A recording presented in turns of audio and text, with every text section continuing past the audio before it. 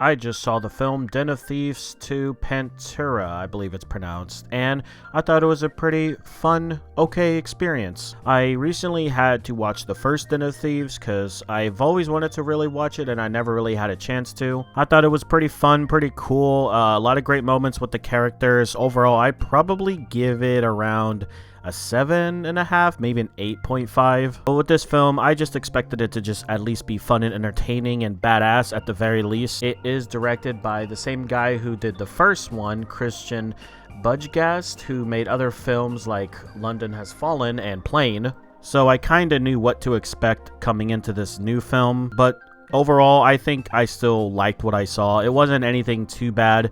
I'll get into it. After the events of Den of Thieves 1, Donnie decided to up his game and start a new heist and a new area, while Big Nick is working on still trying to catch him, and he sees in the news that Donnie is up to no good and he believes he is pulling off another heist. So he works his way to get to the place where Donnie is going to be and tries to, pull a fast one on him. You definitely do need to watch the first movie to understand the relationship these two characters have. In the first film, Big Nick really had this back and forth relationship between the main character. Donnie wasn't the main character. By the way, Donnie's played by O'Shea Jackson. Big Nick is played by Gerald Butler. You probably seen these actors in other, cool movies. And I say the word cool with emphasis, back then growing up with 2000s movies, these movies were fucking awesome, but they're kind of cheesy and cliche if anything now looking back. Yeah, Donnie's character really wasn't the main focus in the first film. It was mainly Merryman and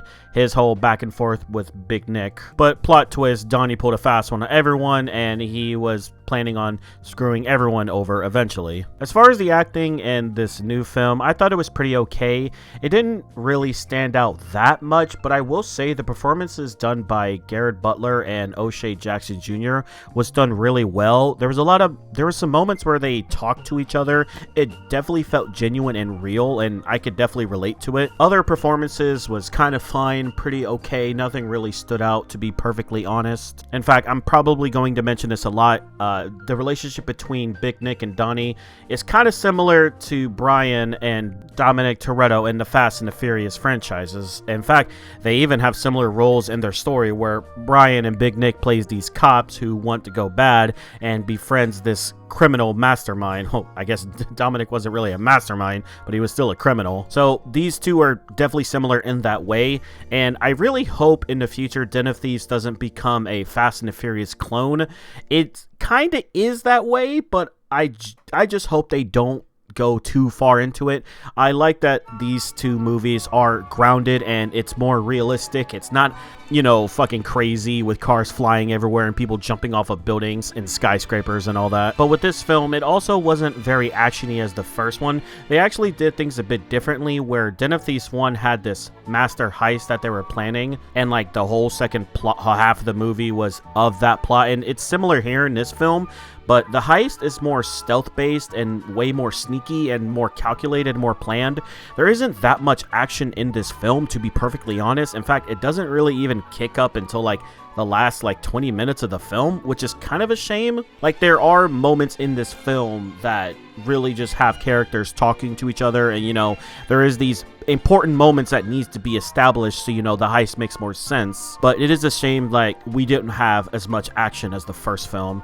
That really does suck. But I also will say I think the character moments between Big Nick and Donnie was really, really good. In fact, I would even be okay with a movie like this, but I would definitely like there to be more action if they decide to go to a Den of Thieves 3, which they might, but I'll talk about that later. The movie takes place in this new city in Nice. The city is called Nice. It's in France, and it's very pretty. There was a good amount of moments where they did show off the city. They showed a nightclub, the streets, food centers, the beach. They did a good job with, the set pieces they had. The writing definitely feels like it's one of those films where it feels like it's still in the early mid 2000s era, maybe 2010s era, where we have certain characters getting upset about certain actions and then quitting the team because of them trying to work on things. I'll talk about it more in the spoilers, but it's definitely a bit why the fuck are you doing this? This is very stupid of you. There were some moments where there was soundtrack choices that was really cool, really fit the tone of the film that they were going for, and I really enjoyed it there, but it was not that many times. They had some decent cinematography shots here and there, but again, just like with the music, it doesn't there's not a lot of them to really like talk about much. I thought what they did with the editing with this film was pretty okay. You know, there's a lot of moments that they need to show different perspectives. They need to like show what another character is doing. I thought that was just also pretty fine. Nothing really, you know, crazy. Yeah, overall, pacing I feel like for the film was at times kind of not that great, but also really kind of good. But when it came time to the big heist, it definitely did pay off, and I thought it was pretty fun to watch them do this type of new stealth heist as opposed to the last heist that they tried to do in the last movie. But honestly, there's really not much else I can really say about the film. I'm going to now just talk about spoilers and the entire plot of the film and what happened, and I think you'll get an understanding of what I really mean. Skip to this part in the film if you don't want to be spoiled. There's your warning, and so yeah, so like I said, Den of Thieves 2 takes place after the first Den of Thieves. There's not really any, you know, amount of time that was discussed. Maybe it was a year or two, I'm not too sure, but either way, Big Nick is now fully divorced. He's, you know, not really doing great. He's watching the news and he sees that there is a crime that took place that lost someone a lot of diamonds, and it turns out those diamonds was eventually part of the freaking mafia. So yeah, that's pretty big. Yeah, Donnie was behind it, and it turns out he needs these diamonds to help him with an even bigger heist that he's planning in this new city that he's living in. He's living his second life there, and Nick kind of, you know, ties the strings together, you know, ties everything in. Is like, oh hey, Donnie is definitely behind this. So he kind of like forces his way to like be involved with the police that is in that city in France. He claims that he has certain information, but in reality, Nick has a different goal. And, you know, as Donnie is making this team, they're planning everything. They're talking about being very precise. He goes home one night and he sees that Nick is in his house eating his food, and it's really funny. It's really funny to see these two characters interact with each other, considering what happened in the first film. There was a little bit of a tussle, but eventually Nick tells Donnie that, hey, I actually want to join you guys. I want to be a bad guy now. And it's one of these moments that I'm just thinking to myself like, oh, he wants to do that. Wow, I think I've seen this before. In fact, Donnie's character even says bad cop goes gangster in the fucking trailer. So, you know, it's very like on the nose. It's trying to be, okay, I shouldn't say it's trying to be, but it definitely reminds me a lot of Fast and the Furious, and that's okay. I am okay with this film doing that as long as they keep it grounded and a bit, you know, realistic, like I said earlier. So if Nick wants to be part of this team and part of this heist, Donnie has him go to this party with all the other members, you know, first, you know, feel the vibe out. He has them, the gang has Nick take a lot of these shots, basically fucking them up and having them smoke, I believe it's weed, but who really knows? And Nick gets so fucked up that he actually starts flirting with one of the crew members. Her name is Giovanna, I believe, played by Evan Ahmed. But it turns out this girl is actually the ex-girlfriend of another crew member, Mirko, who sees this, gets pissed off, and is like, hey, new guy, you can't be flirting with my ex. How fucking dare you? And it's one of these moments where it's like, dude, are you fucking serious? You guys are all on a heist. You guys are supposed to get along, and you're really getting offended over this shit. It definitely feels forced because there just has to be conflict in this film. The mafia is one thing, which I will get to very quickly, but now Mirko is like, oh, you want to do all this? And he fights, and they get thrown out of the bar, and eventually Mirko gets thrown off the team, and eventually we figure out that he actually is going to get his own gang to steal the diamonds once the heist is over, because he already knew about certain information. But yeah, Donnie and Nick get kicked out, they go home, and like I said, there's moments where he hangs out and talks to him, and they really get to know each other's backstory, and I think these are really good moments, and I really think it plays into the whole ending of what happens eventually. So yeah, really good moments with these two characters. Like I said, they pretty much carry the entire film, and I think these two play off of each other really well, and I definitely want to see them in a Den of Thieves 3. So after all the partying, all the drinking, and all the eating, they decide to go home. This is when the mafia kidnaps Nick and Donnie and is like, hey, bring me back my diamonds or I'm gonna fucking kill you. Obviously, this is what happens when you mess with the mafia, and Nick didn't even know about this. I don't really remember how they figured out it was Donnie and his gang that stole the diamonds, but they do now. This scares Nick to the point where he doesn't even know if he wants to do this, and eventually he's like, oh, never mind, I want to be a part of the gang. So it's the next morning. Nick is now part of the team officially, and he's going to be carrying out the heist. What follows is a bunch of scenes where they start planning, start getting inside this heist. So the way the heist works is there's this diamond trading center in the city that they're in. That's why Donnie lives there, because he wants to live near it, you know, control his environment. And this place holds so many diamonds, but obviously, as a modern film goes, its security is off the fucking walls, and they find out that there's some flaws in the security where, you know, they have to check it by 10-second intervals, and they can't record it. So they could technically rob this place if they're good enough. So that's what they do. They get to planning, they start doing what they need to do. Throughout this entire film, it's very unknown which side Nick is on, because like I mentioned, he wanted to be part of Donnie's crew because he said, fuck it, I don't want to be a cop. That's what he was saying. But earlier in the film, he was working for the police, but he also didn't give the police that much information. In fact, he could have even easily told them who Donnie is, but he decided to withhold that information so only he knows, so he could be the one to pull the master, you know, like Uno reverse card. So throughout the film, it's implied that Nick is actually liking Donnie, and he's becoming genuine friends with him, and it feels like their relationship is actually real, and we don't know, like, oh, what's gonna happen. Kind of like in the first film, we didn't really know what was going to really happen with Donnie. We didn't know if he was really working with the cops or not, but we were bamboozled, and it feels like that's what they're trying to do with this film, but we as the audience don't know at this point. But it is the day of the heist. They decided to do this during a soccer game because, of course, so many people are going to be paying attention to the soccer games. They even mentioned security guards watching porn, so they're not going to be paying attention that much in security. I'm not going to explain too much about the heist. It's a lot of things happening. It seems like Nick is definitely a part of the team because he proves himself by saving one of the members who almost slips up. And basically, like I said, I don't want to explain the heist. It's too much to explain each individual thing that happened. There was a moment where when they were getting to the diamonds, it was like not in the place they expected it, because Nick was disguising himself as a bodyguard, and he even wrote down like which drawer it is because he was in the vault at one point as well. You know, more things to set up how they got in and planned the whole thing. But yeah, the diamonds weren't there, so they quickly had to ransack through all the place, and they eventually found what they were looking for. They got out, they escaped, they got in their cars, changed the color and everything, and got the fuck out. If it wasn't for Mirko and setting up his gang, and they knew where they were going to be, Donnie, Nick, and another character were in a getaway van with the main diamonds, and Mirko, there was this chasing with Mirko and his new friends trying to shoot and hunt them down, and it's a pretty fun scene. You know, there's a lot of, you know, good action moments. You know, it's very simple, I will say, because there's only like 2 cars chasing 1 car, but it's still pretty fun. 1 car even flips off a cliff, so that's also pretty fun.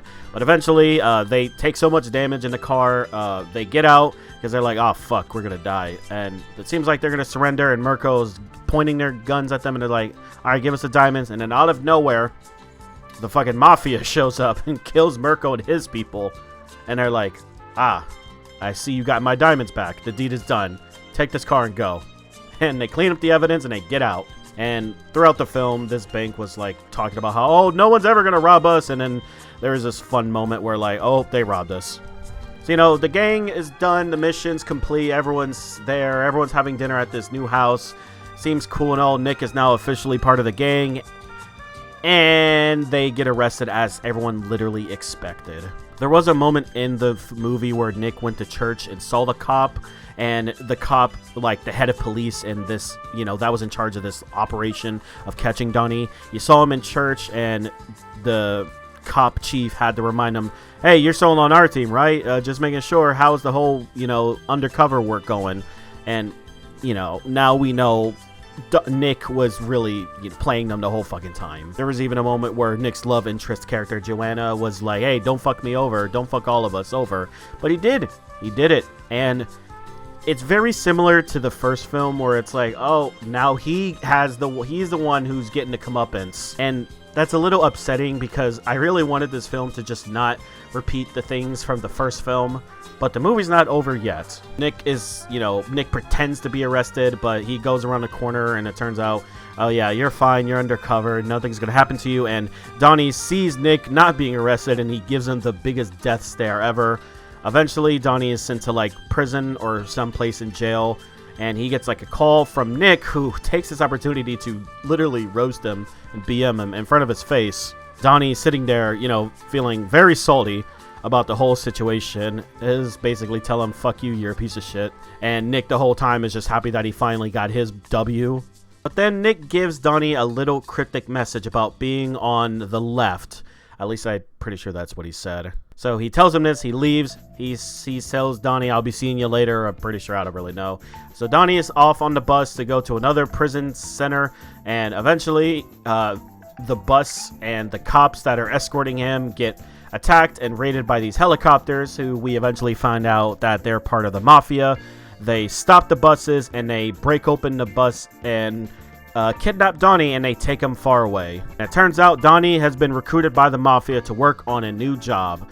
And it turns out that Nick knew about this, and it implies that we will be seeing these two work together on another job in the future. And it sets up a Den of Thieves 3, but also ends it to where there may not be another, but who really knows. But yeah, that is Den of Thieves 2. So yeah, this film was pretty okay.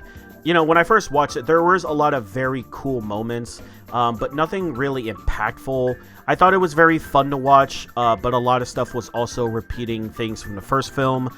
They do things slightly differently, but overall, it is almost the same film, especially with Nick being the one to fuck over everyone and surprise the entire audience. Really don't know why they decided to do this approach, although it was very predictable that Nick was probably going to betray them anyway. There wasn't any evidence that he really was on Donnie's side, and it's definitely implied that Nick really cared for Donnie. That's why he helped him break out, or at least gave him that advice. And obviously it's implied that he is also eventually going to work with him, maybe, hopefully, whatever happens in Den of Thieves 3 if they decide to make it. So far, this movie's not doing the best that it can. It's making some money. It's made around $32 million in the box office as of what I'm reading. Its budget was $40 million, which isn't really bad. It's, you know, averagely low, if not average, for this type of a movie. I really do like this film franchise. I don't really think this was like a must-see film. If you love Den of Thieves 1, I think you'll enjoy Den of Thieves 2 just to know what happens next. But I can understand why no one is like rushing out to the films to see this. There also really wasn't that much marketing for this film, and also it's coming out in January, a time where nobody goes to the movies, so it's almost like they set this movie up for failure. I really don't know. Either way, I do think this is a very okay film. Overall, it's okay. While watching it, it was definitely fun, and I can definitely, you know, see how other people could give it a very high score, but overall, I think this movie was just okay. I'm going to give it a 7 out of 10. I may be able to give it an 8 if I'm, you know, like, wanting to just watch something with action and fun. It definitely was a good heist film, I will say, and the character moments between, or really the dialogue between Donnie and Nick are really, really good, I will say. But they don't happen that much, and all the other characters really don't stand out. They're very generic, and overall the plot is very, you know, cliche, and you can definitely see it coming. This movie reminds me a lot about Fast and the Furious, and like I keep saying, hopefully they just keep it more grounded and realistic. But, you know, this isn't the worst film ever. This isn't that bad. Like I said, if you like Den of Thieves 1, I think you'll like Den of Thieves 2 just as much. If not, you may slightly like the first one better, because the characters in the first Den of Thieves were a little bit better. At least what they did with them were definitely a lot better, and the heist was kind of more fun in a way to watch. But that's not to say this heist wasn't also good. So yeah, that's really all I gotta say. 7, maybe an 8 on a good day. 7.5 if I'm feeling generous. That's really how I feel. But yeah, 7, that's what I give it. But yeah, that's what I think about Den of Thieves 2. Overall, I think, like I said in my spoilers section, if you like Den of Thieves 1, I think you should watch Den of Thieves 2 when it gets a chance. You don't need to sprint out into the theaters to go watch this. It's not anything crazy. There's some other films that are out right now that I'm excited to see. But this isn't the worst option. It's definitely pretty fun, you know, pretty enjoyable. Just don't take it too seriously, and you know, you can probably tell how it's gonna end. So yeah, for the average moviegoer, maybe they'll get a chance if they just are bored and they want to see something. But yeah, if that's who you are and you want to just see something with action and a good heist, yeah, I'd say watch this film. Definitely feels like an old 2000s action movie with how its characters and story and how it all goes. But yeah, what do you guys think? Tell me in the comments. Let me know what you think about Den of Thieves or Den of Thieves 2 Pantera. I'm just going to call it Den of Thieves 2, to be honest. But yeah, thank you all for watching. Hope you're doing very well, and you guys have a great rest of your day.